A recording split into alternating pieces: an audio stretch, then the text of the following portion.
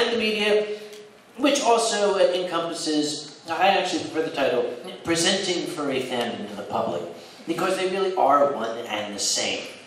It essentially boils down to how to properly be an ambassador for furry fandom, and that's really what you are.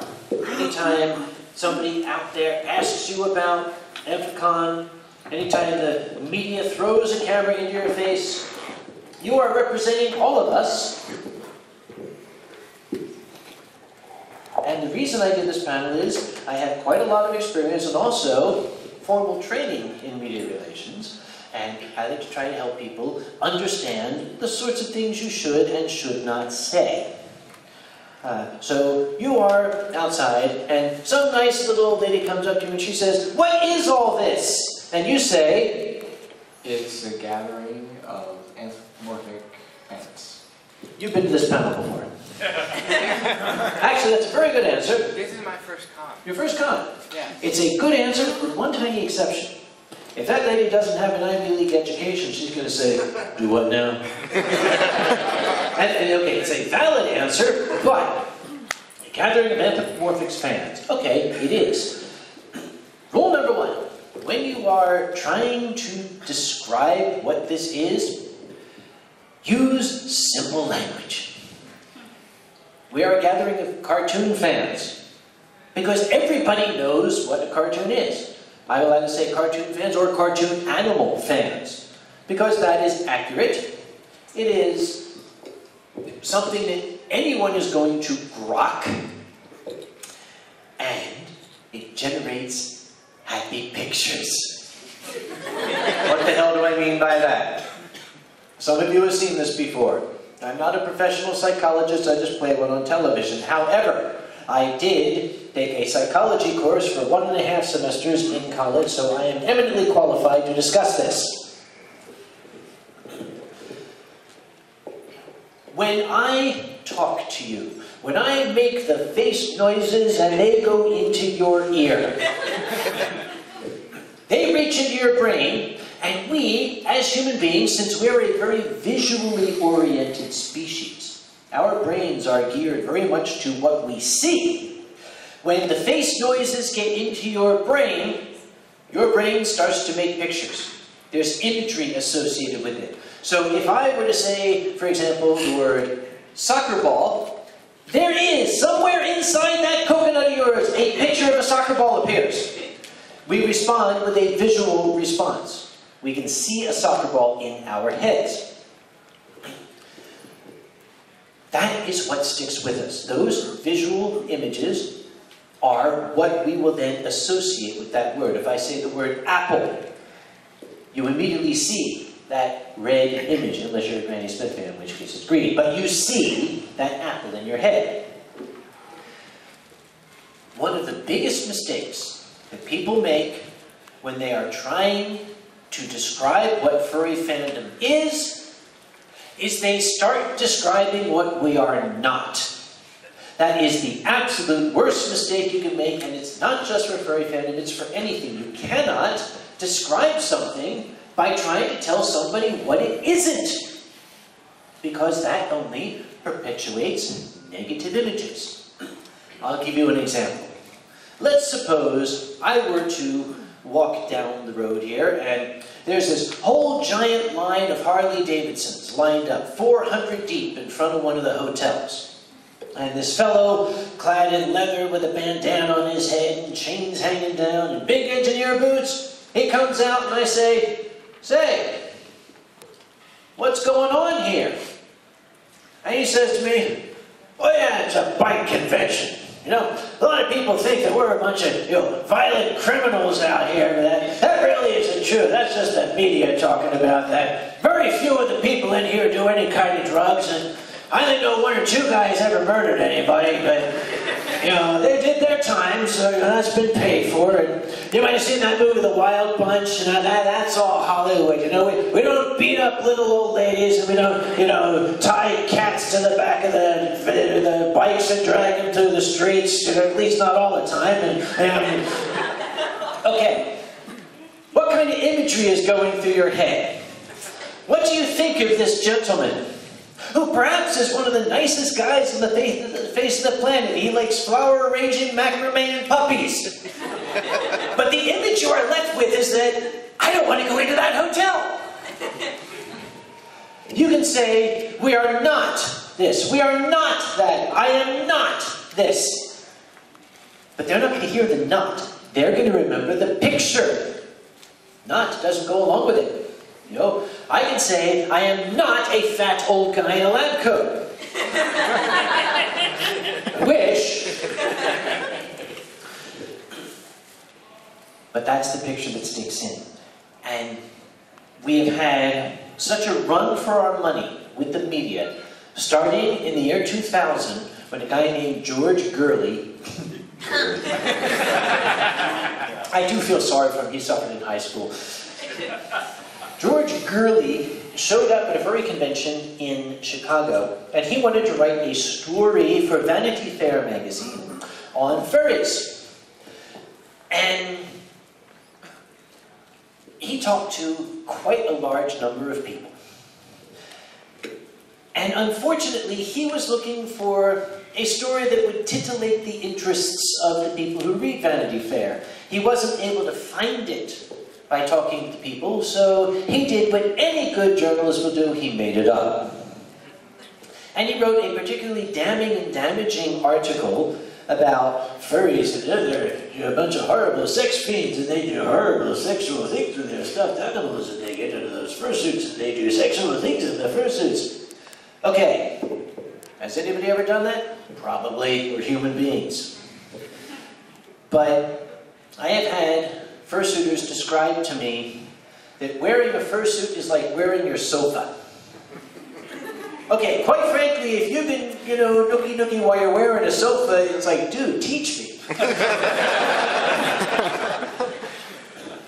Plus, as we saw in the last panel, some of these fursuits can be upwards of several $1,000s. Most fursuiters aren't going to let you get close to them with a cup of coffee, let alone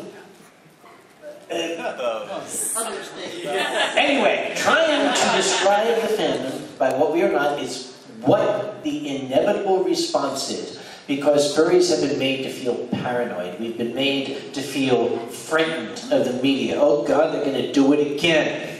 They did. They've done it several times. The Vanity Fair article, an MTV expose. They talked to a lot of people who were supposedly furries, but nobody in the fandom knew who they were, which I find suspicious. There was the famous CSI episode, which actually we thought was laughable. Because here's all these fursuits, and I think the thing was going to cost a nickel. Besides, CSI, take it from a scientist, that show just blows. I don't watch it anymore because I just got so sick of sitting there yelling at the screen, they don't work that way, GCMS doesn't get off, for God's sake. Excuse me. Num. Pickled ginger, good stuff. High in vitamins, sugary, tastes good. Anyway, after all of these hits we had in the media, which go back a number of years, we haven't had any of late. Why? I don't know. Maybe furries are getting better. Maybe, you know, that's old stuff. Maybe we've been successful in debunking it. I don't know. But people are still shy. So here comes the little lady up there and she says, what is all this? And people will just immediately panic and say, we're not child molesters! Oh.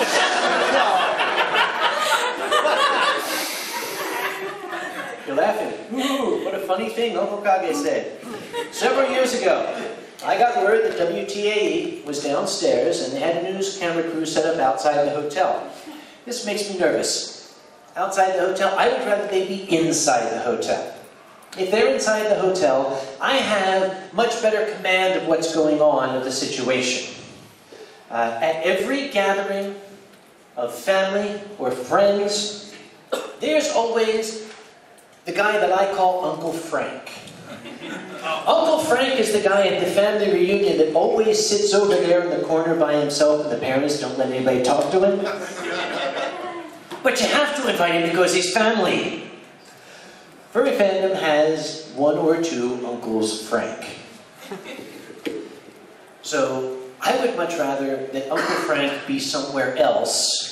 You know, the last thing I want is to be sitting in front of the camera, because it's always this face they put on camera. Yes, I'm the chairman of Anthrocon, the CEO of Anthrocon Incorporated, I'm a scientist and all this. And here comes this guy drooling on himself back there. And we have a typical furry, oh Lord. And of course, I've had a lot of flack for that. I've had a lot of criticism. You know, oh, Uncle Kage is trying to control the media. Yes! If I don't, who's gonna? Outside the hotel, WTAE had set themselves up, so I went out there to talk with them. And there was a man who had dyed his hair bright orange. I didn't know his name, so I shall simply call him the orange-haired man, if that's all right with all of you. And I walked up, and you know, you can't be on camera when this stuff happens, so I kind of walked up behind the camera just to listen to what he was saying. And as I did that, I heard him say, you know, a lot of people think that furries are a bunch of sexual deviants, and that's not true. Only about 10% of us are sexual deviants.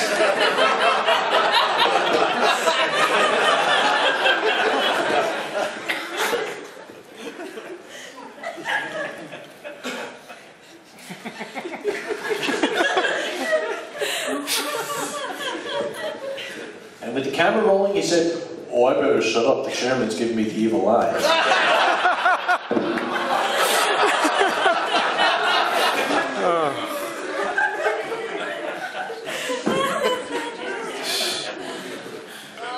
What did he say? He was trying to defend the fandom. Oh, these people might think horrible things. I must correct them.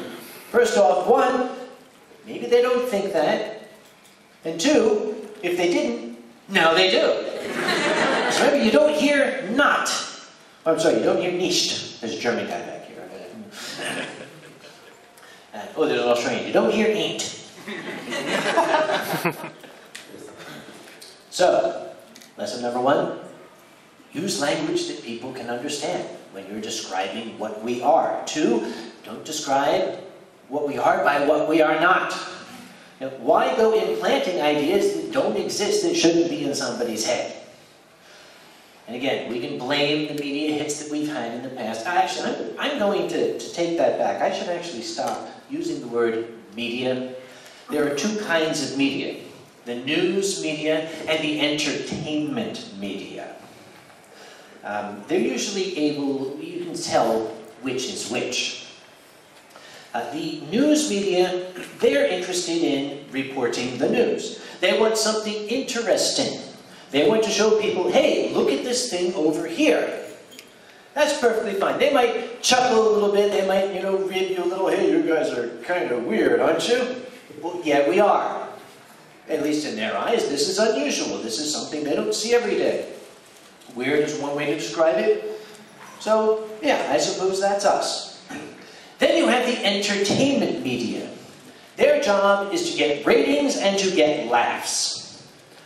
That's lesson number 3. Be very, very cognizant who you are talking to. If it is a person with a really big camera and one of those microphones with the fur all over it, and especially if they got letters on it here, you know, CBS, ABC, you know, something starts with a W or a K, that is almost always going to be news media. The Herald Tribune, the city paper. These are folks who want to tell people what's going on here. If that camera says HBO, or Comedy Central, or the Weirdos Network, also known as G4, you probably are talking to a person who is not interested in telling a story. They're interested in making a story. So be cognizant who you're talking to. Very, very often it's the sweet little old lady in the lobby who is asking, what is all this? Be very careful if that little old lady is saying, so what is all this? Why are you people all here? I've seen them do this. Yeah. Why am I here? Oh, we are simply having a convention of... We're a bunch of cartoon animal fans. Anthrocon is the largest gathering of cartoon animal fans in the world. And then they say, well, what is it? Why do you do this? Why do we do this? Why does anybody do anything? Why do people play football? Why do guys who are ordinary people and not weird, why on the weekends will they paint themselves blue and stand in a 40-degree stadium and go, and they look at us and they go, boy, those guys are screwy. At least we're cute.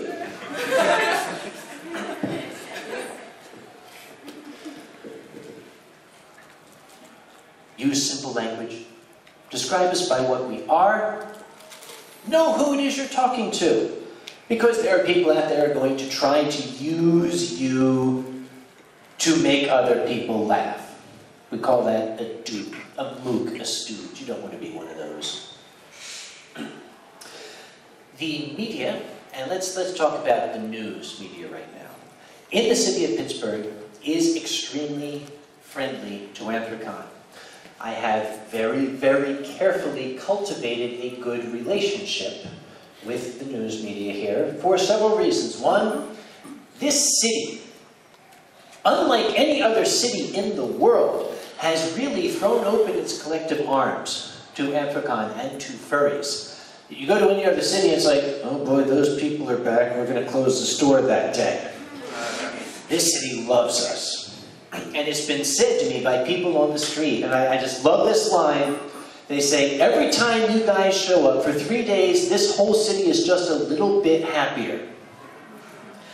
And one of the police officers, I can't recall his name, I'm sorry. We had a city police officer who was on duty at the convention center last night. I was asking him, frankly, okay, how are things when we're around? And he said, we like having you guys around because when you're around, the crime rate goes down. Wow. And it's true. The crime rate drops when Anthrocon is in town, and he feels it's just because everybody literally is feeling kind of it. We make people happy. They have less assaults. They have less people going nuts. Could just be that criminals are terrified of furries. I like his explanation better. So, we have that very, very good relationship with the media. Let's talk about the furry convention in general. When furry conventions first got off the ground, because of these entertainment media who had given us such bad black eyes in the eyes of the world, furries were very, very shy about cameras and media personalities and print and all that stuff. Some conventions tried to impose a no media policy. That doesn't work. That's like throwing blood in the water. We don't want any reporters here. Why not? What are you hiding? There was a convention in Connecticut called Fur Fright, had a no media policy. And this lady from the local paper called up and said, I want to cover your convention. And they said, no media. So she thought, aha, they must be hiding something. So she snuck in. She bought herself a pair of ears and a tail. Well, that's going to blend right in, isn't it? Got a membership, and she was prowling around. She was looking for what they were hiding. Obviously, it must be something lascivious. It must be something titillating. It must be something naughty. At first, I was frightened of this article until I read through to the end, because the entire article described her 3-day odyssey of trying to find something and being unable to. She said, oh, here it is. Artist's room party. That's where it's going to be. Oh, yeah. So she went up to that. And there were 14 guys sitting around silently drawing in sketchbooks. So she left. Oh, the dance.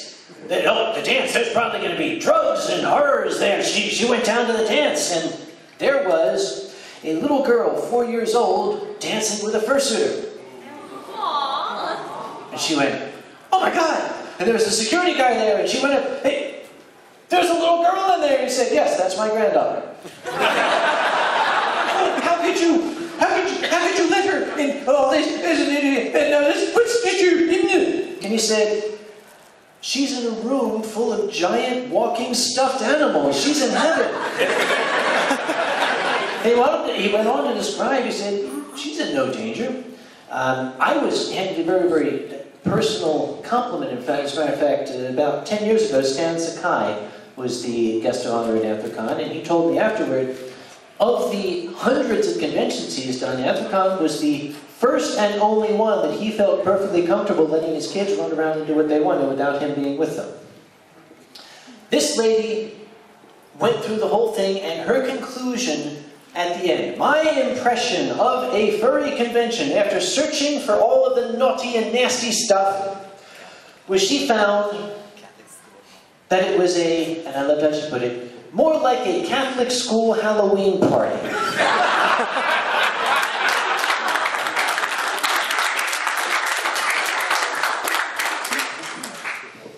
I wrote her a letter where I said, I greatly disapprove of your methods, but I support your conclusion. That's a science word there for you. Yes, question. If anybody's looking for that article, it's Hell Hath No Furries by Hell Hath No Furries, yes. I'm sorry, the lady's name? Jennifer Abel. Jennifer Abel. Wow. Jennifer Abel. She was very able. You can find her online. Hell Hath No Furries. So, for a while, we're trying to keep media out. We realized that just makes them wonder. Once again, it's a tacit way of saying, we're hiding something. Here is what we are not. So we now allow media in, but we vet them. We want to make sure that the people coming in are news media and not entertainment media. You might have seen, if you were here on Wednesday, there was a press junket which exhausted me. Almost all of the press outlets were here. They asked some very good questions. They got some wonderful shots. The city of Pittsburgh adores us, and they like to see us on the news. The local press here is not going to do anything to threaten that. They're also not going to do anything to threaten the relationship Anthrocon has built with the city of Pittsburgh. At other conventions, you cannot be so sure. So how do you know? If you're at a convention and a person comes up to you with the big microphone and it says, you know, WFUR or something on it there, is it okay to talk to this person? If the convention is responsible, they will have made sure that the people coming in have been checked out. The best way to tell is if this media person has a staff member with them. If the badge says staff or has a ribbon on it or something like that, chances are these people are okay. If these people are there and there's no staff members about, we strongly suggest you find a staff member and tell them, "Psst, is that guy okay?" Because the answer will either be, "Oh, yes, we invited him here," or, "Oh." Let me get the chairman.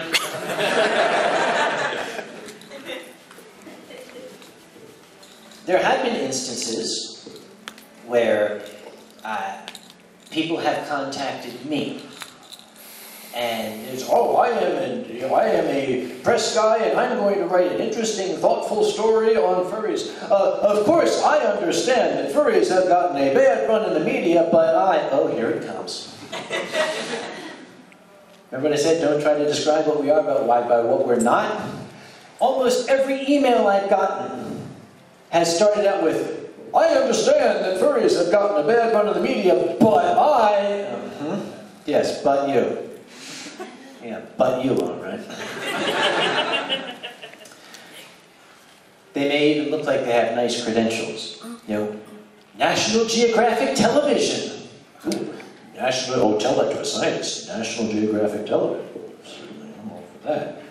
National Geographic Television, by the way, goes by the name Nat Geo. And it might as well be G4.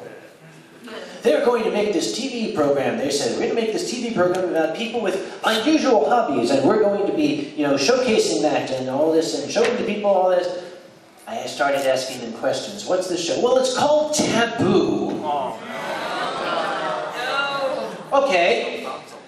I basically told them, thank you, no. For one thing, this is not a taboo. I happen to be very proud of this. This is something that I have absolutely no shame on discussing. This is not a guilty pleasure. This is not something that we lurk in the shadows. I'm not putting on a program called Taboo. No, please piss off.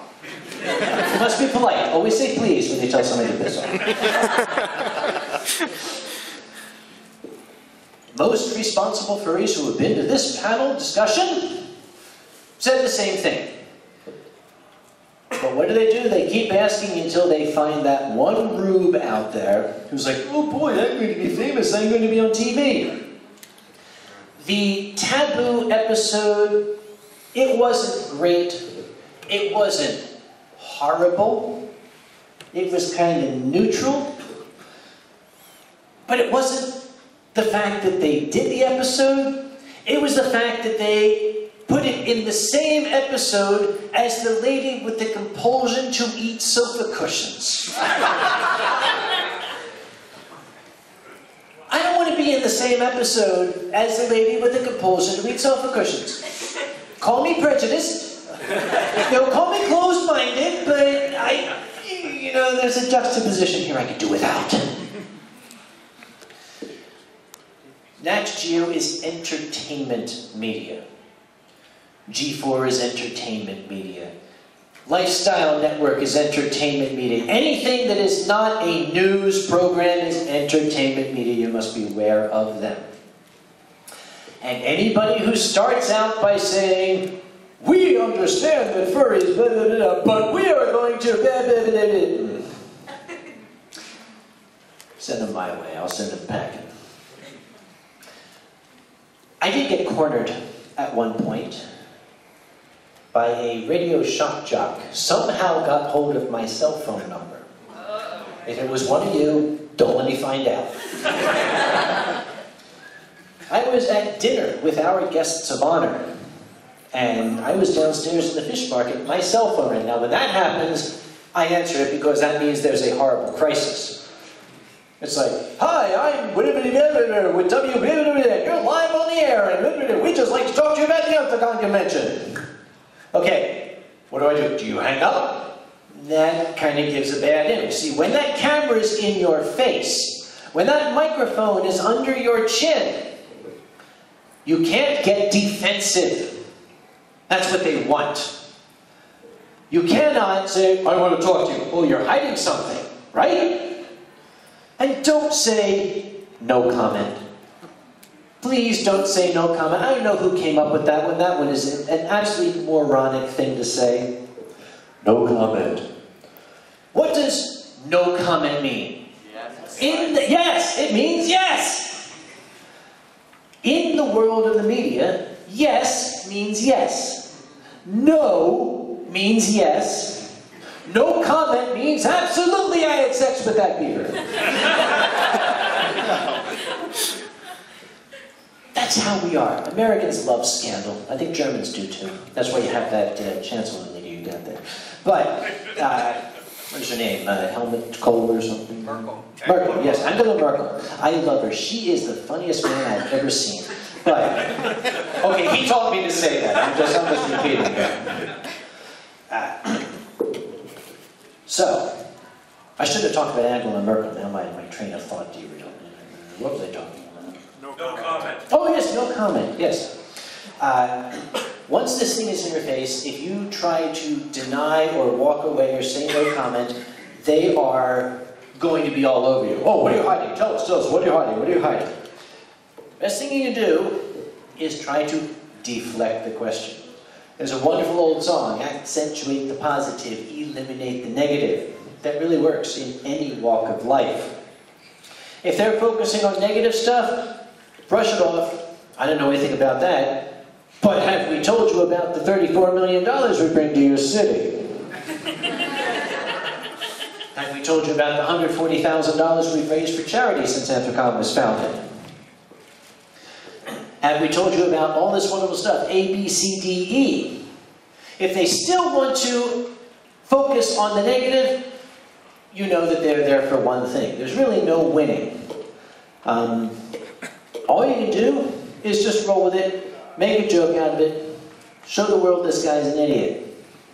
It helps. I'm a professional comedian. I don't know, you might want to try it. You know, don't try this at home without training.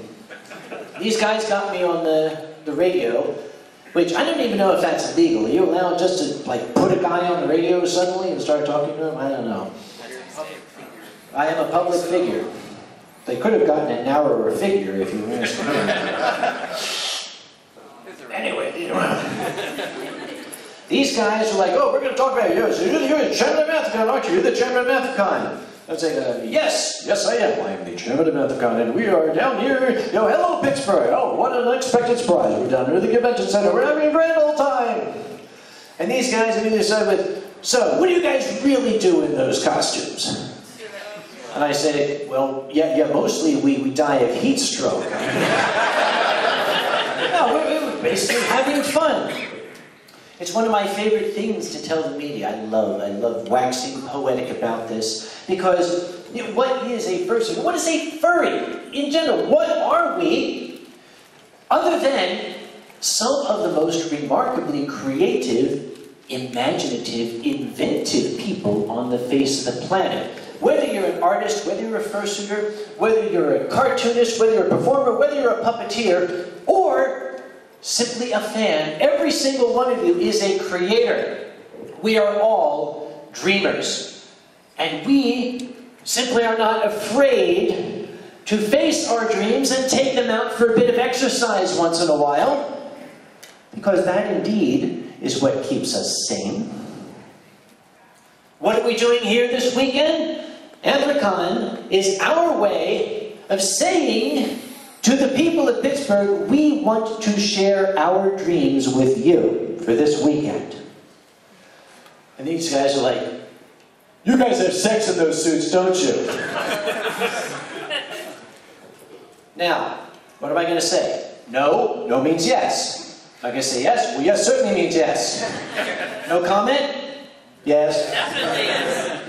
So I said, well, if you're asking me if I have sex in this 40-pound pile of foam and fur where it's 140 degrees and I can't take 3 steps without dying, I don't know anybody really that athletic. And they just kept pushing. This is sex. You guys are having sex. This is all about sex. This is sex. You people are sex and sex and sex and sex. And no matter what, they were pitching them at me. I was batting them back. We weren't getting anywhere. And finally I said, all right, okay. You guys win. Furries are the only people in the world who have sex and you're just jealous.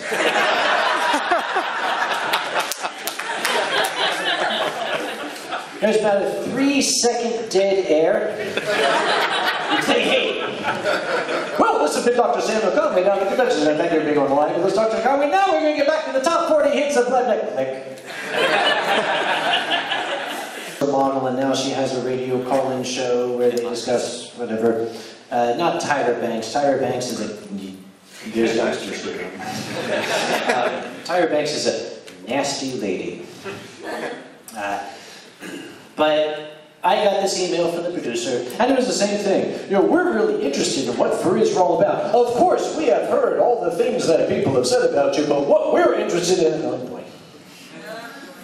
So I decided, okay, I'll talk to these people.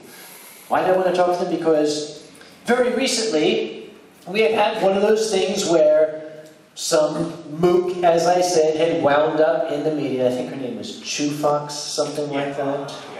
Look up Chewfox in Flavor or Wikifur and you'll know the story. Basically, it was someone who got lured into the trap and through some creative editing, made us really look bad, unfairly bad. There were some magnificent, wonderful people out here, and I don't like to see you guys get cast in a bad light. You are worth defending, and that's why I do it. So I called, and I got put on the show, and of course they were all about, oh yes, Dr. This and we're talking about the imagination, blah, blah, blah, blah, blah, blah. And then I heard the click over, and I knew I was live. And now we're going to go to Dr. Samuel Conway, who's going to talk to us about the furry fetish. But I was ready for it. I knew that this is where it was going to go. I knew.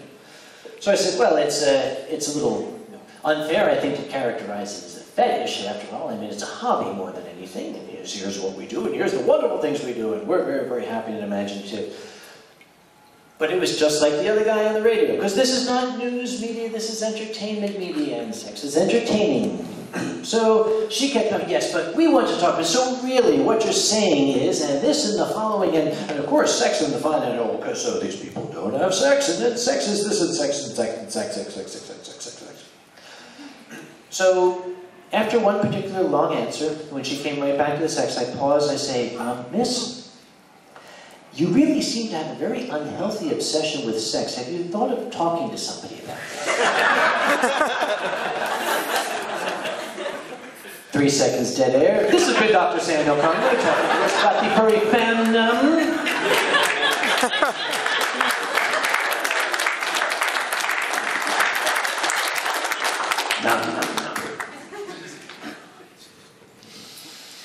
I can go on like this all day. But you must have some questions. This poor, her arm has been losing blood. I should take it just. Yes, what is your question? Would you like some pickled ginger, by the way? It's really very nice on you. Yes. How do you deal with media if you're at like they had the Long Con and they had that whole thing with the Long Con in Pennsylvania last year or the year before? How do you deal with the media? News 12 covered it. Okay, I'll take your word for it. Yeah, it was really bad actually. Overrated.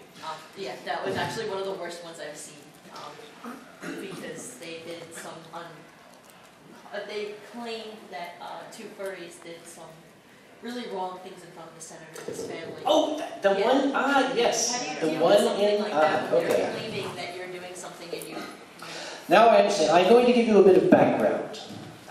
There was a furry picnic that was held twice a year at a fire station in New Jersey. A very, very dear friend of mine, Tony Ringtail, ran that picnic. And, you know, the fire station liked it. Hey, a bunch of fursuiters, kind of cool. They got into it. It was fun.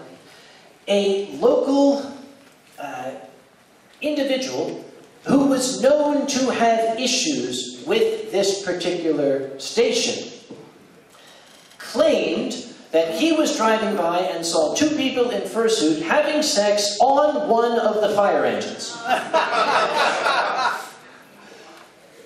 And Tony called me very upset, and same question, what do I do? I said, okay, first off, who the hell is this guy? What are his motivations?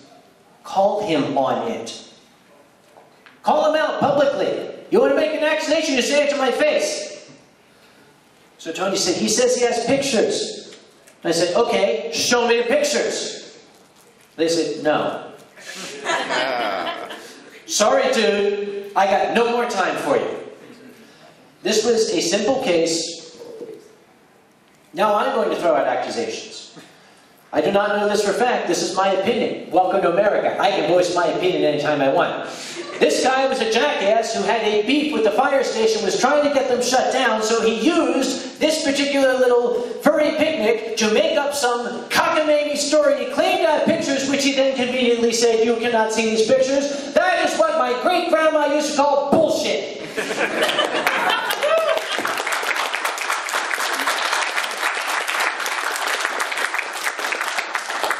And that is the advice I gave to Tony. I said, you've got to call this guy out. You drag him out in the limelight, either expose him as a fraud, or force him to show us his hand. Apparently, the chief of the station had had enough of the bad press and told Tony, look, just let it go. Tony's not me. I'm a very, very tenacious jerk.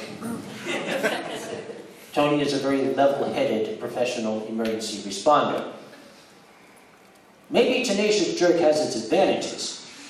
But, okay, it's his station. That's how it turned out. Yes. News 12 did not cover the incident. News 12 covered the controversy behind the incident. Really good stuff. I don't know. I think it's sugar on the outside, but it might be heroin because I can't stop it. Okay, maybe I'm just old and crotchety, but internet media has not sunk in as a reality to me yet. It's a bunch of guys out there with a megaphone saying, hey, look at me. Kind of like what I'm doing right now. Oh, yes. Yes, the multicolored man. I know that you've done sort of media relations when it comes to Anthrocon, but have you sort of helped with media relations with any other conventions? Usually I try to keep my nose out of it unless they ask me to. If they ask me to, I'm more than happy to give interviews. I'm more than happy to talk to people, but I try not to give unsolicited advice. Take this as a life lesson. And under any circumstances, don't give unsolicited advice, it'll just get you into trouble. I just realized Carl Jorgensen is back there. He is the gentleman who has been doing much of the media work. He does a lot of the legwork in vetting the media coming in. And that's something, too, is very, very important. Here comes this guy who says, I would like to write a very, very thoughtful article about, you know, furries and Anthrocon, and I think that this would be a wonderful thing for our magazine. The first thing Carl does is look at other articles this person has written. If the last published article was nuns who turned to cannibalism, no, we're not going to invite that person. I see a question over here. I was actually going to ask what you were just starting to talk about, what is the process that you do that? That is the process. Actually, Carl, why don't you tell these people exactly what the process is? I actually have to run over to the DLCC right now. He has to run over to the DLCC right now. I didn't hear that. Oh, my radio's off. That's why. Never mind. Pretty much, we look the person up. What is this station? What else have they done? What kind of things does this person write about? You know, that is the joy of the internet. We can always find this person's resume online. Okay, nuns who resort to cannibalism. Okay, no, I don't think that we want you here. But if we look at thoughtful stories and, you know, things like, you know, model train collectors, you know, the forgotten saints or something like that, yeah, we might invite the person in.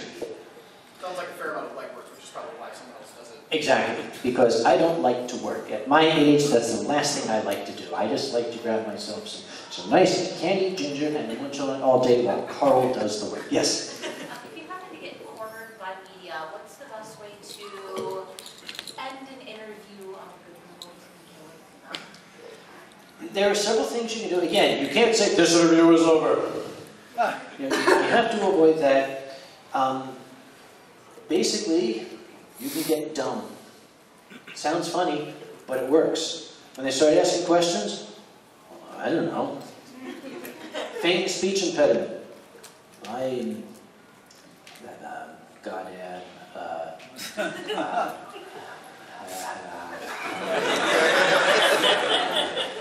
Because they don't like that. That's eating up airtime.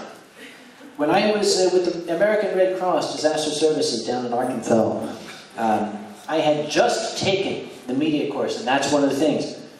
They don't want to talk to somebody who's dumb. It's not interesting. They don't want something uninteresting. Make yourself boring. They came up, I was in an emergency response vehicle in Furry. There'd just been a tornado. And they, like I said, they literally cornered me. I'd driven to the end of a street to do damage assessment. There was a dead end, and they ran up to the windows. So the microphone thrust right in my face like this. And I say, can you tell us what happened here? Now, these guys know full well there is a media liaison for the Red Cross who they should be talking to. No, they want to talk to this guy here because they'll get the real story from him. They'll get nice, interesting eye candy from him. So I said, well, we had a really big, storm. There was a lot of wind and stuff. And they said, what about the tornado? I said, tornado? Where? I said, well, it was here. I said, oh. Did you see it? Oh, no, did you see it? I said, well, I was out in the shed. My wife told me to go and get her a can of black-eyed peas, so she was wanting to make up, you know, some... Thank you! Yes, I'd seen it. I'd seen it damn up close, never will see it again. I know exactly how many people were dead. I know exactly the property damage, but I ain't gonna tell them. Because that's not my job. So, you can get boring, or, if it's at a convention, and we do have media liaisons, you can say, I got just the guy you need to talk to. You know? And in some cases, if these guys are being too aggressive, the guy they need to talk to is one of the red shirts wearing a 5X shirt. His name's Gooch. Gooch will see to them.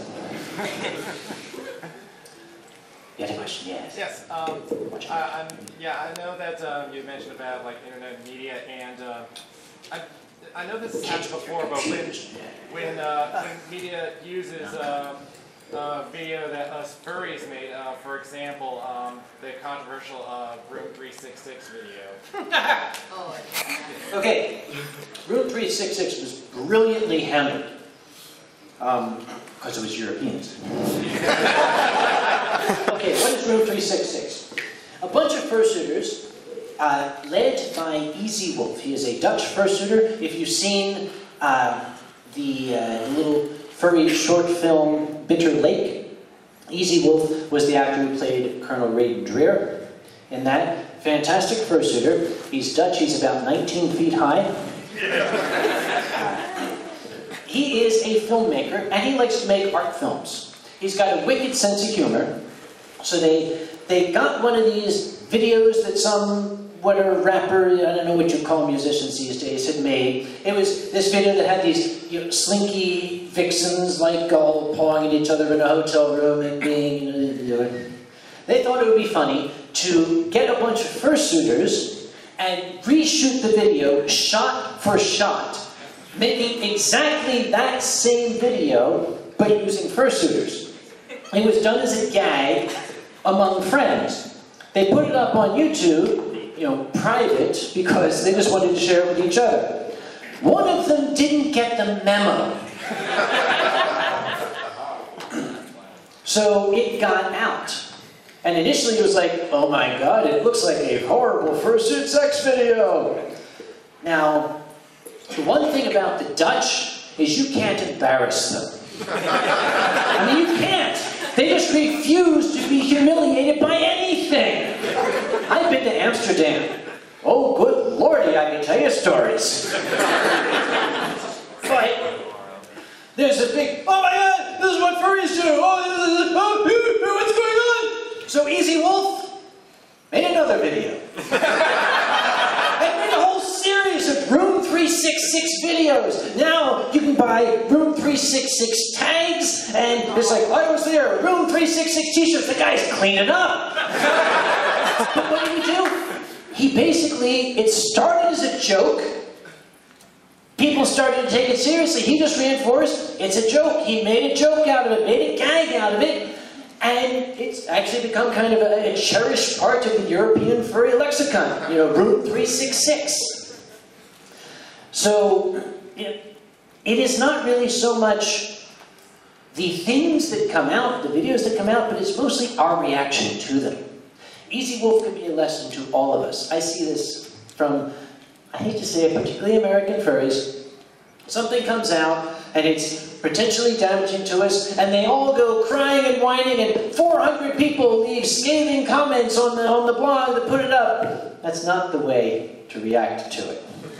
Usually the best way to react to stuff like this is to ignore it. In some cases, the less said, the better. And especially if it's something that really is a non-issue, there's no use making an issue out of it. I liked the Room 366 video. I thought it was a scream. Other questions? No. Oh, yeah, I know about Carol. No. Well, when I first heard about the furry fandom, it was on a comedy media side. They were talking about negative stereotypes, clearly for a joke. So, what would your opinion be on people saying that specifically for the purpose of being funny and being entertaining? You're not from around here, are you? I'm just curious. I didn't think so. But I'm sorry, so your question specifically is what's my opinion of people who see the stuff on those things, or the people who make those videos? People who say it, but it's clearly a joke, like they're clearly not being serious. So you might think it's serious, but it's really funny, not make it look bad. If it's made as a joke, right. A little ginger in my throat there. If it's done tastefully, I see no harm in it. If somebody wants to take it seriously, that's probably their problem. Again, if they want to scream and yell about it to their 44 readers on their blog, let them do it. It'll go away in a week. I don't worry about it. If it's something they mean to be funny, but it's done in a mean-spirited or particularly damaging way, I might actually call them on it. A little phone call at night and say, "Hi, this is Uncle Kage. I'm going to kill you." Usually that's No, I'm joking. I have never overtly threatened to kill people. Quietly, tacitly, I've suggested. Usually people are reasonable if you give them a reasonable argument. If you can always say, "Dude, you suck, and I hate you, and you suck sores, and exclamation point 1. We'll call it, it's like, "Dude, I think you meant that as a joke, but I think it went a little too far." That's usually what a rational, reasonable person needs to hear to say, "Ooh, okay, I'll fix it." You know, "You suck sores, bang, bang, bang, 1 doesn't get you anywhere. You know, how much time? Oh, I'm almost out of time. One final question. Yes? What about positive media for us, like the media that is vetted? What do we do with that?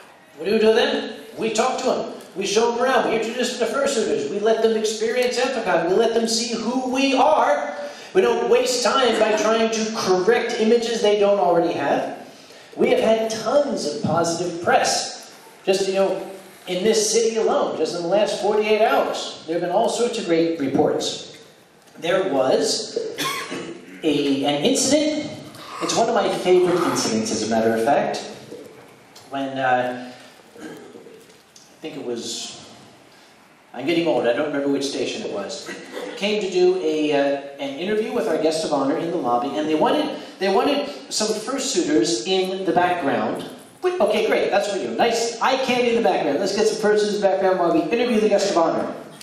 And I was standing over the camera, and I was like, "This is great, this is really great, this is wonderful, this is wonderful." Now remember what I said about Uncle Frank? Remember Uncle Frank?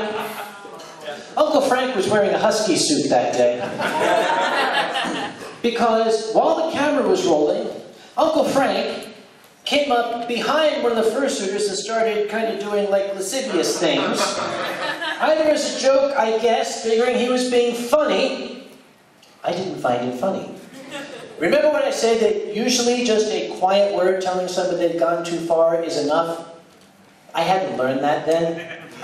Because I kind of, what can you do on camera? So I kind of snuck up behind the fursuiters, literally down on my hands and knees behind the fursuiters. And I was like, "Psst, hey, dude, hey, you, hey, bam!" Grabbed him, threw him out of the camera shot, threw him in a security guy and said, "Get him out of my convention!" I've never seen him since. Because I threw him a gooch.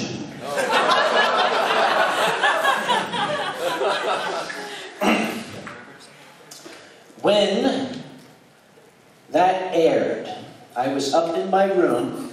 I think Leonard was there, as a matter of fact. Leonard, he's one of the pulpiteers for the German pulpit show. The man is amazing. He and his colleagues from Eurocurrents had gone up to the room to keep me from killing myself. I was sitting in the chair with a large knife trying to plunge it into my throat. Because they interviewed me, and then they got to the scene, and, the Germans are like holding my hands back. "Nein, perhaps they will not do nothing, and the Christmas is terrible, I think I work for it's going to go away." This scene came on. And here we see the, fursuiters lined up, and the guest of honor is being interviewed, and you can see the husky walk up behind. And while the interview continued on the audio, the video cut to a panoramic scene of the dealer's room, and then cut back in time to see the husky going, "Free!" And I went, "Ah." knife down. Then they cut to an interview of me out on the street. And the greatest part about that evening was BBF, Big Blue Fox. You might have seen him. He is actually a professional news cameraman from Germany. BBF does most of the con videos these days. We don't even do our own anymore because his are so much better. BBF, unlike most sane Germans, loves American beer. He just cannot get enough of Michelob Light or whatever he likes to drink. But he had like 60 of them. Which is almost enough to get a German buzz. No, he was a happy fox that night. But again, he is a professional news cameraman, and he was angrily critiquing the camera work that was going on in this entire report. BBF's English is superb, except when he's got a little bit of beer in him. You know, sometimes vocabulary slips a little bit. It happens to everybody. If you're not really thinking clearly, you're talking in a foreign language, you sometimes don't get it right. Because as I relaxed back in my chair, he was saying, "Oh, look at this cameraman, he needs to be taken outside and just crucified. This is the most terrible thing. Look, so the lighting is completely flat, and the framing is terrible. He's cut off your entire foreskin."